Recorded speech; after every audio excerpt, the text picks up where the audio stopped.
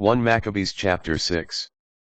As King Antiochus passed through the eastern provinces, he heard that in Persia there was a city, Elam, famous for its wealth in silver and gold. And that its temple was very rich, containing gold helmets, breastplates, and weapons left there by the first king of the Greeks, Alexander, son of Philip, king of Macedon. He went therefore and tried to capture and loot the city. But he could not do so, because his plan became known to the people of the city, who rose up in battle against him. So he fled and in great dismay withdrew from there to return to Babylon. While he was in Persia, a messenger brought him news that the armies that had gone into the land of Judah had been routed. That Lysias had gone at first with a strong army and been driven back, that the people of Judah had grown strong by reason of the arms, wealth, and abundant spoils taken from the armies they had cut down.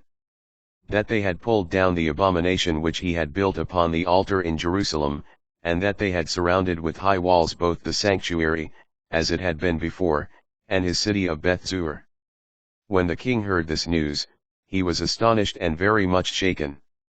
Sick with grief because his designs had failed, he took to his bed. There he remained many days, assailed by waves of grief, for he thought he was going to die. So he called in all his friends and said to them, "Sleep has departed from my eyes, and my heart sinks from anxiety. I said to myself, into what tribulation have I come, and in what floods of sorrow am I now? Yet I was kindly and beloved in my rule. But I now recall the evils I did in Jerusalem, when I carried away all the vessels of silver and gold that were in it, and for no cause gave orders that the inhabitants of Judah be destroyed. I know that this is why these evils have overtaken me, and now I am dying, in bitter grief, in a foreign land." Then he summoned Philip, one of his friends, and put him in charge of his whole kingdom. He gave him his diadem, his robe, and his signet ring, so that he might guide the king's son Antiochus and bring him up to be king. So King Antiochus died there in the 149th year. When Lysias learned that the king was dead, he set up the king's son Antiochus, whom he had reared as a child, to be king in his place, and he gave him the title Eupator. Siege of the citadel.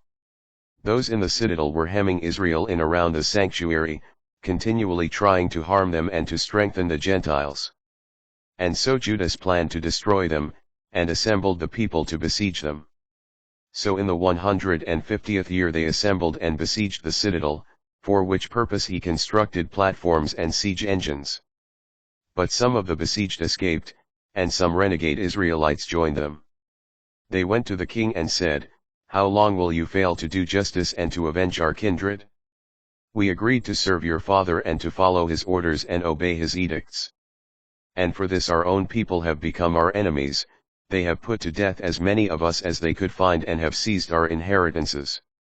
They have acted aggressively not only against us, but throughout their whole territory. Look.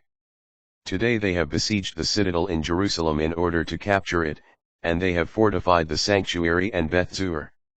Unless you act quickly to prevent them, they will do even worse things than these, and you will not be able to stop them." When the king heard this he was enraged, and he called together all his friends, the officers of his army, and the commanders of the cavalry.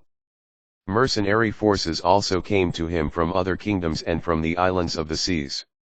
His army numbered 100,000 foot soldiers, 20,000 cavalry, and 32 elephants trained for war. They passed through Idumea and camped before Bethzur. For many days they attacked it, they constructed siege engines, but the besieged made a sortie and burned these, and they fought bravely. Battle of Beth-Zechariah.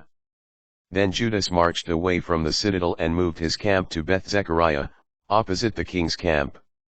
The king, rising before dawn, moved his force hastily along the road to Beth-Zechariah, and the troops prepared for battle and sounded the trumpet. They made the elephants drunk on the juice of grapes and mulberries to get them ready to fight.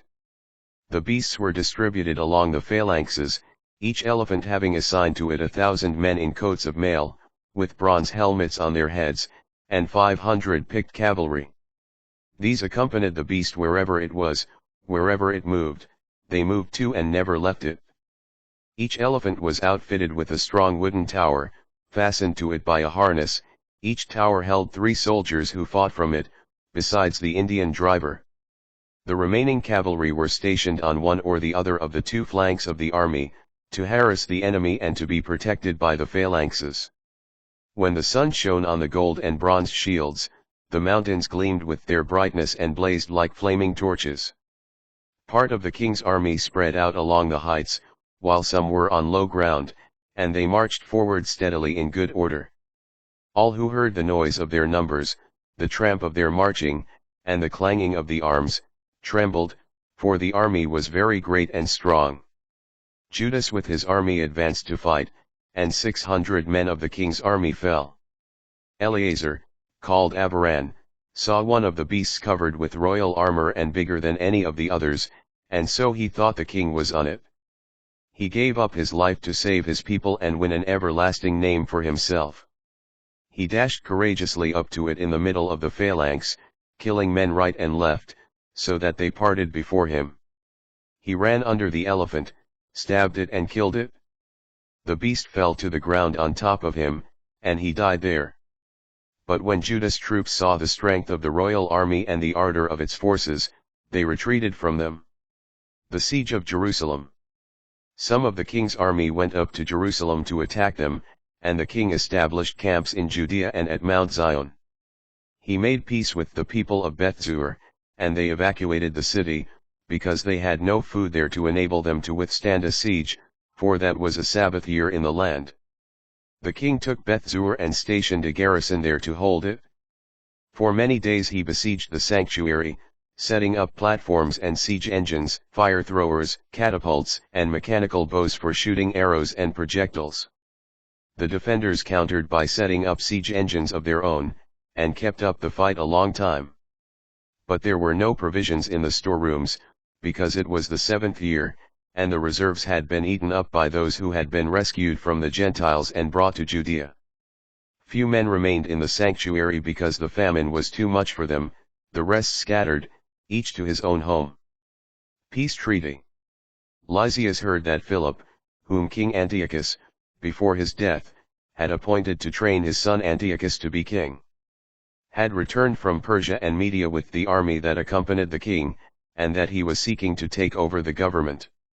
So he hastily decided to withdraw. He said to the king, the leaders of the army, and the soldiers, "We are growing weaker every day, our provisions are scanty, the place we are besieging is strong, and it is our duty to take care of the affairs of the kingdom. Therefore let us now come to terms with these people and make peace with them and all their nation. Let us grant them freedom to live according to their own laws as formerly, it was on account of their laws, which we abolished, that they became enraged and did all these things." The proposal pleased the king and the leaders. He sent peace terms to the Jews, and they accepted. So the king and the leaders swore an oath to them, and on these terms the Jews evacuated the fortification. But when the king entered Mount Zion and saw how the place was fortified, he broke the oath he had sworn and gave orders to tear down the encircling wall. Then he departed in haste and returned to Antioch, where he found Philip in control of the city. He fought against him and took the city by force.